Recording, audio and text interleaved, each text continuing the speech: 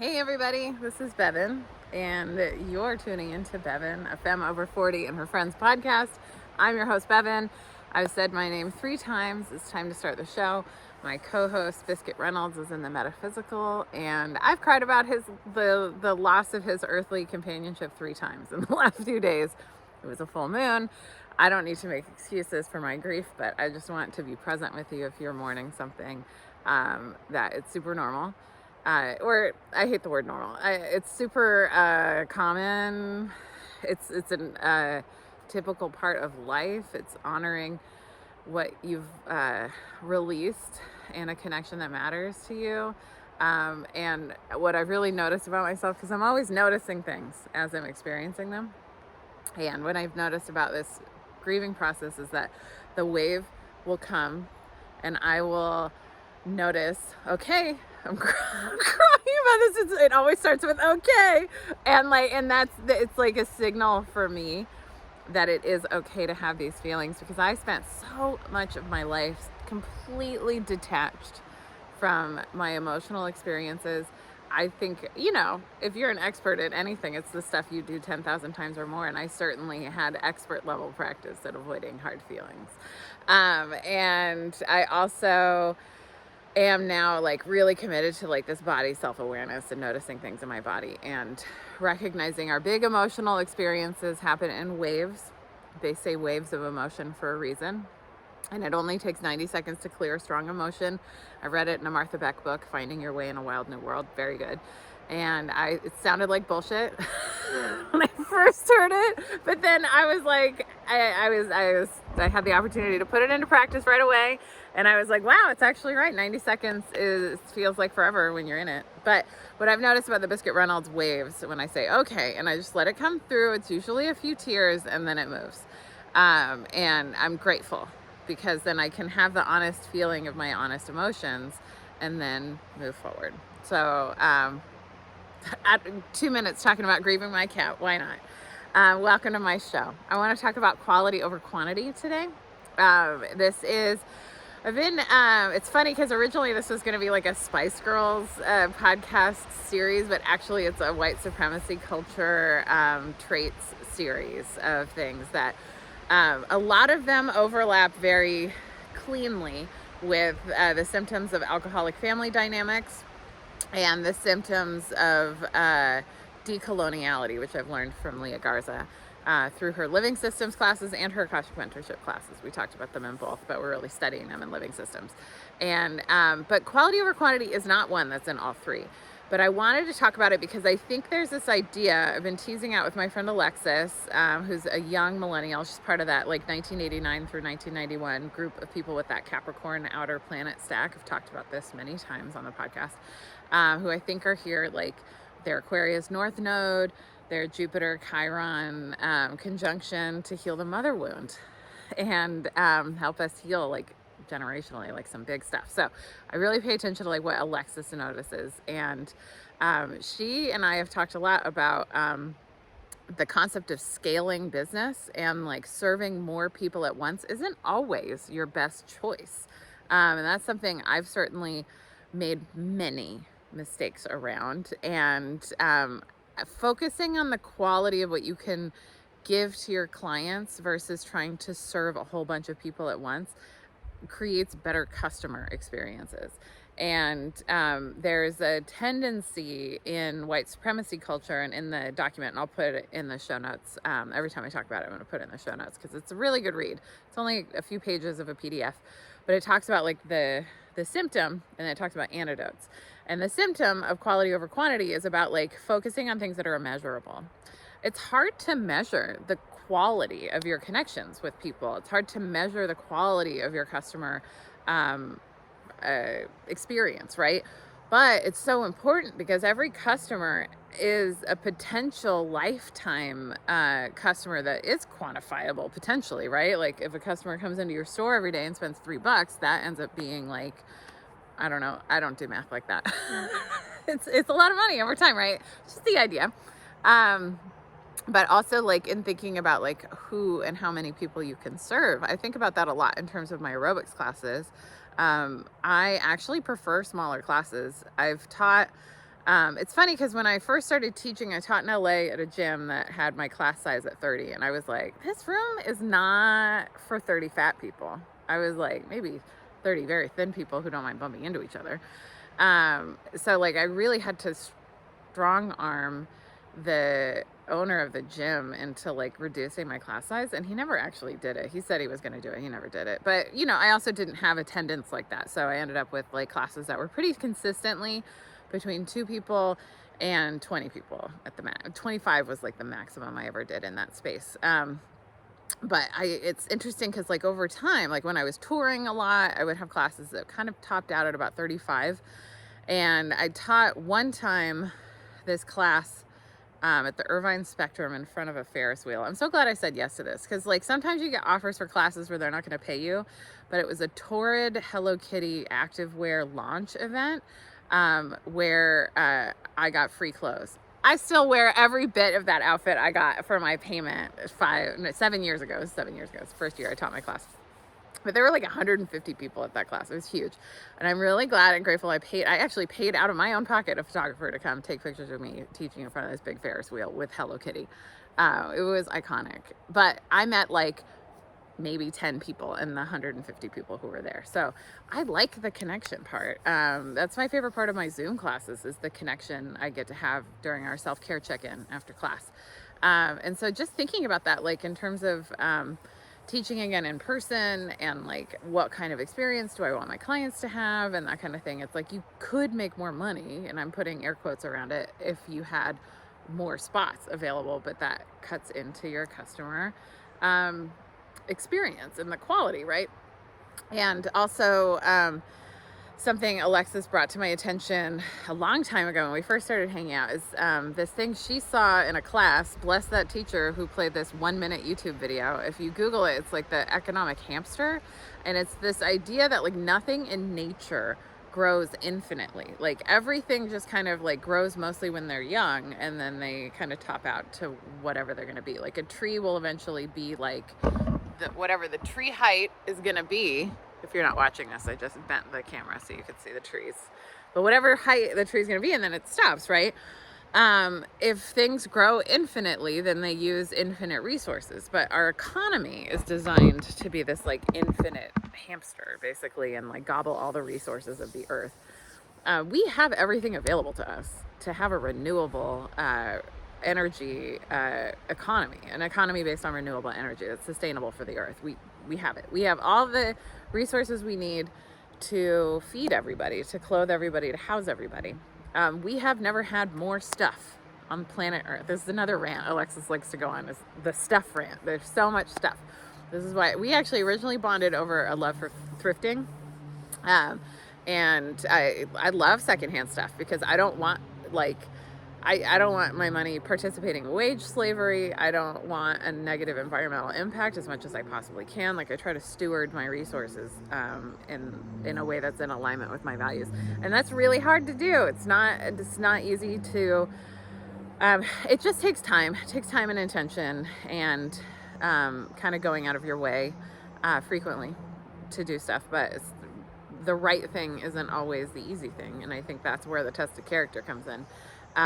So just thinking about that quantity over quality, like as that's part of white supremacy. And I think white supremacy really longs to put us in little boxes, and people aren't cookie cutter. People are individuals, and that's where when you get quality connection, you get the chance to connect to someone as an individual and value them.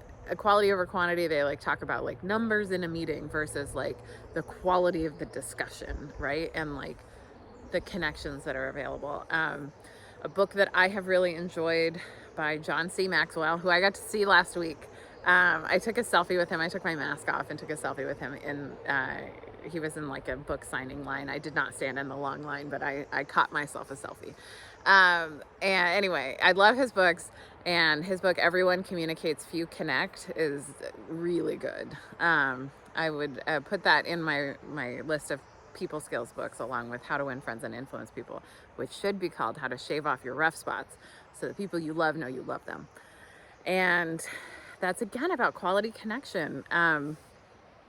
Something that really helps me. Here's the thing too, is that sometimes you need quantity to get to quality. Like my work in communications around the aerobics class and just getting it in front of more people. Like there's lots of people who've just never heard of me who would love to go to my class. I'm sure of it. And always trying to figure out how to get in front of those people, and not being tied to algorithms and things like that. I say this all the time, but my branding strategy is the Steve Martin quote, "Be so good, they can't take their eyes off you." And so I just focus on putting out quality content as much as I possibly can, but also maintaining a quantity of content so that there is enough for people to connect to. And, and you never know what's going to hit. I've gone viral a few times, and there are things that I would have thought would go viral and things that I did not think would go viral. And it's just what's going to hit at the right moment, at the right time. And what's really interesting too is in these times, these unprecedented times, because precedented times are over. In these times, it really is like everything is different now. Like the way we were doing things 7 years ago is not the way it's happening now. And it's very, the word that keeps coming to mind is destabilizing, but it kind of is, you know what I mean? But like also throwing yourself off balance keeps you strong. And that's how the process of walking is, throwing yourself off balance again and again and again, right? So anyway, I'm just thinking about that a lot too. And just like how if you want to have a quality connection, you kind of sometimes have to put quantity of attempts out there. And from that quantity comes quality. And of course, in everything there's balance, because it's another John Maxwell book. I read it and I don't remember. No, it's Atomic Habits. I've talked about this book before too. In Atomic Habits, they talk about like putting, I don't know what book it was, but it's a common story. There's some like ceramics teacher who does this study where like half the people are tasked with make the perfect pot and the other half are tasked with make as many pots as you can. And the best pots in the class came out of the quantity group, because through quantity comes quality, right? So like thinking about that too. But in the antidote to the quantity versus quality thing, they said that you really want to allow time for connection and really dig in with people. There's more to it, and I wish I had my notes in front of me, and I don't, but that's all right. You don't have to be perfect to still show up and do your podcast. I say that to me. And I also wanted to talk about like part of the symptoms of coloniality on Leah Garza's list. She has like coloniality wants to control nature. And she also pointed this out, like when the Arizona Supreme Court, I don't know, they did something about abortion being illegal. And that's part of colonization wanting to control nature, because our bodies are natural and our bodies are part of nature. And I was just thinking about that, like that quantity over quality, because then again, it like looks at us as just these like baby making machines, instead of looking at us as like individuals with different circumstances and needs around our reproductive choice. It's so gross. All of it is just so gross. It's really hard to continue to digest so much like hard stuff all the time. And I just, want to offer some solidarity with folks out there in the world around that, but also recognize that we can create the world we want where we are doing what we can, right? Like nobody can fix it all, but we can help, right? Like we didn't come here to fix a broken world. We came here to create the world of our dreams. I think that's an Adrienne Marie Brown quote. But I think about that a lot. Like, just here to help. I can't fix this, but I'm just here to help. And one last thing that came to mind when I was thinking about like quantity versus quality, and like, the government wants to control nature and all of that kind of stuff, is that like one of my big lessons over the last 4 years has been, I'm part of nature. Like my body is part of nature. I come from the earth. I come from the stars. We're all made of stardust, right? And so I'm part of nature. Nothing in nature is in a rush. Nothing in nature blooms all year, right? Like, so if nothing in nature is in a rush, I'm not in a rush, right? Like, and just remembering that like I don't need to be in a rush. When I'm in a rush, that's usually when I trip and fall and I don't do quality work, and I'm not the kind of friend or daughter or uh, future spouse or whoever I'm in relationship with. Like, I'm not that person that I want to be, right? So like, and I'm not listening to my intuition, and like when I bypass my intuition, usually that's when I screw up more. So like, I want to slow down. I want to not be in a rush. I want to give myself the time I need to do what I want. And even like with my day, like I love a slow morning now. Like there was a Bevan many years ago in the dissociation, constant fight or flight mode Bevan, who would wake up at like 5 minutes before I had to leave and just start the day in a rush and continue and live in a rush, right? And then like reverse bedtime procrastination, so because like I felt out of control of my whole day, right? But like now, tomorrow starts tonight. I go to bed early. Like I love to be like laying flat in my bed whenever I can at a single digit. Like single digit bedtime is like the 2024 mantra.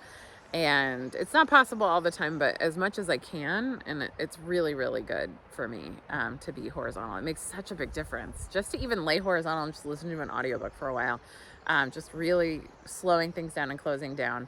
And just remembering, like, I don't have to be in a rush. Like, I get to be the boss of my life. Our bosses don't control our bodies. And if they're trying to control our bodies, maybe they shouldn't be our boss anymore. But just remembering that kind of stuff. Like, I think liberation starts in your mind, right? And like, I think we're creating a workforce now where I think the newer people in the workforce are making this movement happen. And I think more of us are waking up to it. But like, where you just remember, okay, my boss is not in charge of my body. I'm in charge of my body, right? Like I'm renting my hours to you for this, but you know, whatever your boundaries get to be, right? But thinking about like not being in a rush and being part of nature, my friend Jana of Feeling Loudly, I've had her on the podcast before. She's a really good Patreon podcast. So it's just for Patreon members. And she does like a planet channeling episode once a week and then an Akashic Records download once a week. And she had this message that like with Uranus and Taurus conjunct Jupiter, was talking about like having phone free time in nature for an hour or so, and remembering that our phones are a tool. And so when I was listening to that, I was like, okay, I can do that. And like, and then I just started vibing myself. I was on this long road trip, so I had lots of time to just meditate and connect. And I realized, I was like, oh, our phones are a tool, and they're only a recent tool. Like we haven't had cell phones for all that long, not my whole lifetime, you know. And like, we don't cuddle with wrenches, we don't sleep with plungers, right? Like really thinking about like, what is this electronic hullabaloo? And I'm not some kind of like conspiracy theorist. I don't care about conspiracy theories, and I don't understand what those people are saying with the conspiracies about the phone. So I'm not saying that, but I am saying there's something about the vibes, you know what I mean, in the way this tool is, and it's communicating that like having some phone free time in nature, I think is really nourishing. And so I did that. Like I turned my phone off and I went in the woods and I laid down on the ground for an hour on the Jupiter Taurus conjunction. But like also like when I go out in my garden, I don't bring my phone with me. I leave it inside. When I'm sleeping, I've had enough of my friends who don't sleep with the phone in their room talk to me about the quality of their sleep that they've gotten because they have started that practice. And I don't have like a smartwatch. I can't test the quality of my sleep. So this is a newer practice, but like turning off the phone overnight or just like keeping it in the other room. I've been experimenting with both, but just really trying to have some time away, you know. And I think it's also good just in general to be away from social media and stuff like that too. But it's definitely been lifestyle shifts. Like I like to go to bed listening to a sound healing, and that's not available when I don't have my phone on. But I don't know. These are just things that are working for me. Everything in my podcast is take what you like and leave the rest. But yeah, I'm thinking a lot about this and like how Mother Earth has been connecting to our ancestors and that ancestral wisdom for millennia. And never in our history have the way our grandparents experience the world is so different than the way we're experiencing our world, exponentially more now than like 100 years ago. Like the two generations shift, right? Like I think it's like we've just been developing so fast, right? And so it's just remembering to like slow down. You're not in a rush. Rushing is also a colonialist trait and a trait of capitalism that you don't have to participate in. I know that's not necessarily, there's a lot of privilege in not rushing, but I will say there's also a lot of choices I've made to like shrink my life and my needs, which I'm not saying is necessarily always a good thing, but like I'm grateful for the freedom I have because of my lack of like, Starbucks indulgences and things like that. And like I stopped drinking Starbucks long before there was a boycott about Palestine, but I am very proud of everyone who has stepped away from McDonald's and Starbucks and all the people on the boycott list, because our consumer power is the greatest power we have. And even if we had 1% participation, that's enough to like make some huge differences in the world. So just remember the power you have. And also I have an update, Libro.fm. Thank you to my friend Brian and my aerobics regular Brian. After my last podcast, like pondering how do I get an indie bookstore, Audible app. That's the answers. Libro.fm. I have plugged in my favorite queer feminist bookstore from Atlanta, Georgia, in as the like recipient of the funds that I spend there. But I'm very excited to have an alternative to Audible for the purchased audiobooks that I want to keep. But also love the Libby app for audiobooks that I don't keep. That really kept me company on my road trip. Okay, the best way to support my podcast. That's all I had to say about quantity and quality. But I hope it got you thinking. It's gotten me thinking. I don't even think I had like a thesis for this episode. It's just these are things that are like pinging around when I think about that. And I think it's good for us to be engaged in critically thinking the ways in which white supremacy and coloniality affect our lives, and alcoholism too, because why not? It's all linked. So I hope this is valuable to you. And the best way to support the podcast is my Patreon page, patreon.com/FKDP, which stands for Fat Kid Dance Party, which is my aerobics class for anyone who feels left behind by mainstream fitness. If you've ever been called too much, too fat, or felt too awkward to dance, mine is the supportive class for you. I hope that you will consider supporting so that I can continue making this podcast a priority. It is really my goal this year to be weekly podcasting, and the trees want you to join my Patreon too. You can also join for free. I give away freebies there, like free videos and things like that. But behind the paywall, there's pep talks. There's 5 years of content, I think. It's a lot of years of content. And I also just really want to help you be your best and regard your body with love and grace. My aerobics class is truly the best I can give you. It is, and you also learn way faster through play, and you need to move your body anyway. So let's move together. I have Zoom classes. We have 15-minute stretch classes. We have 55-minute all levels dance aerobics classes. I have an on-demand membership, which has like a full spectrum of so many types of dance classes. So much fun to be had back there with me and you together. Thank you to everyone who supports so that I can keep showing up in your podcast box, being a cutie in the woods. And I hope you have an amazing rest of your day. Thanks for tuning in. Bye, everybody.